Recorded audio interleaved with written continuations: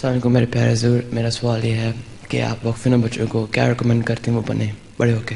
بڑے ہو کے بنے تو میرے خطبے نہیں سنتے؟ سنتا ہوں. سنتے ہیں. میں نے 2-3 خطبوں میں، وقف نو کلاسوں میں، وقف نو کے اجتماعوں میں بڑے کھل کے بتایا کہ ہماری کیا کیا پریفرنسز ہیں. مربی ہمیں چاہیے، مبلغ چاہیے، ٹیچرز چاہیے، ڈاکٹرز چاہیے، انجینئرز چاہیے مختلف فیلڈز میں،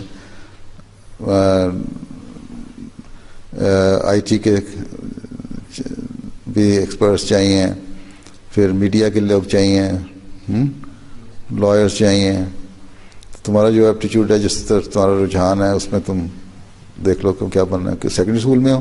جی سر. سائنس کی طرف ہے انکلینیشن؟ جی سر.